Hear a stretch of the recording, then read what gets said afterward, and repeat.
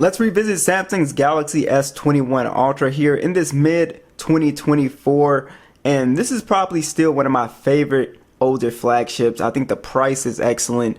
The specs, hardware, everything is top tier on this phone.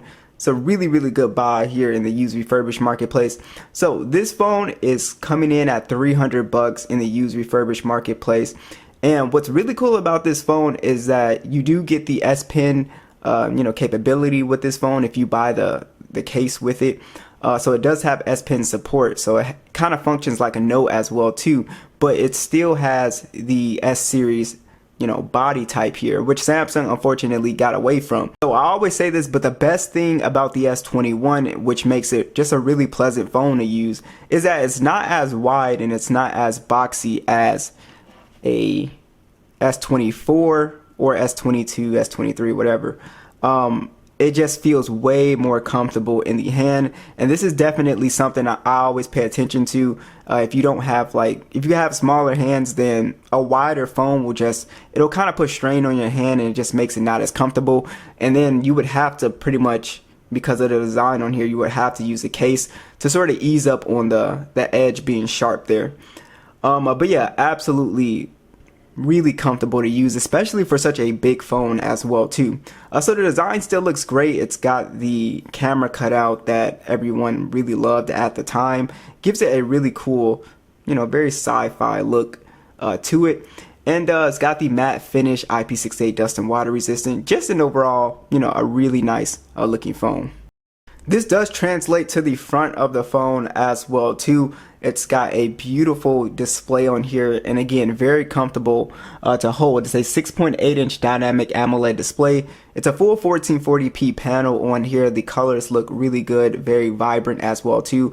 The max brightness is also really good, so outdoors in direct sunlight, this phone still performs extremely well. It's 1500 nits peak brightness, so it does a pretty good job in outdoors. And then also, of course, 120 Hz HDR10 Plus is on board. You got very slim bezels. And what's really nice about the S21 here is that it does have a curve, but it's a very minimal curve. It's not an aggressive curve. So that's something that I've always really liked about this phone. So it's just one of my favorite screens as well too. I think it has aged really well. So gaming performance is still going to be pretty good on this Snapdragon AAA processor. You can still get really good settings like 90 frames on PUBG. You can really get really good settings on Call of Duty, and pretty much any game you will be able to play just fine. My issue with the Snapdragon AAA processor is that these phones tend to get a little bit warmer than I would like.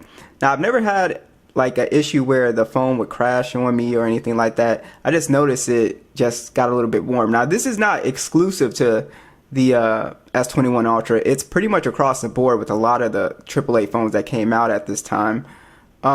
These phones just tend to get a little bit warm. But performance wise in general, it's always been pretty good on the S21 Ultra. I've never really had an issue with performance on this phone. Now, this is running Android 14 One UI 6.1, and then you do also have 128 gigs of internal storage on this model and 12 gigs of RAM. So overall performance is going to be really smooth for the most part. Now let's talk about software. So this phone got the One UI 6.1 update, but Samsung did not introduce any of the really AI features except for the circle to search thing.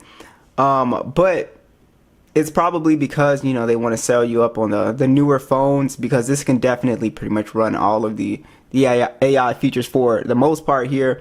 But this phone will be getting Android 15 as well too, so I will be making videos on that when that does come out. But that's also very exciting as well, so excited to see what Samsung introduces with Android 15. But as far as will the AI features come with the Android 15 update, probably not. They'll probably restrict it again. But yeah, everything else is going to be on here. Samsung desktop support, good log, all that stuff works, so no issues at all with software. Everything is up to date and is really nice for this price point. The speakers on the S21 Ultra still sound pretty good.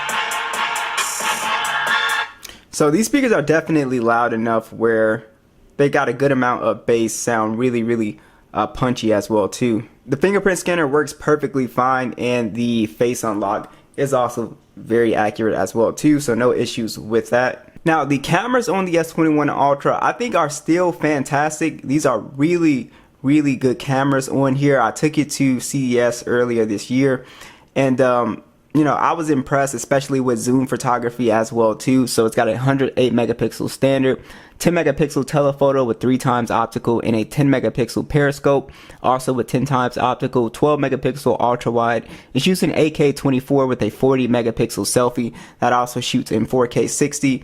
The pictures on here are going to be fantastic in my opinion, especially for a $300 smartphone. To get such clean zoom quality, I think is really unique in, you know, at this price point. And just overall stills in the shots are really good as well too. The selfie cam also is pretty decent. There's nothing about these cameras that I honestly did not like. The video is solid on here as well too.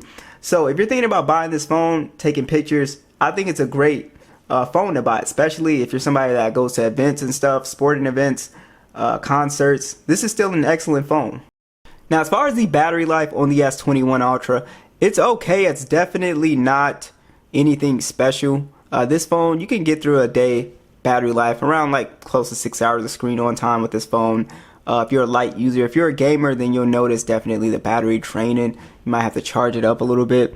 5,000 milliamp hour battery. The charging speed on here is not super impressive. It's 25 watts. You also do have wireless and reverse wireless charging on board here. So overall, in terms of the entire package, this is a fantastic phone. You've got excellent cameras that are really unique for this price point simply because the zoom photography is excellent. And then you also do have on here, I think, a top tier design as far as how it looks and then also how it feels in the hand and the screen. So just being extremely comfortable, I think, is a big thing that gets overlooked. And then also you do have excellent chips that are on here, able to play games, pretty much anything you want. So yeah, just a really great buy in 2024. So do you guys think this is worth picking up? Be sure to let me know, and I'll catch you guys in the next one.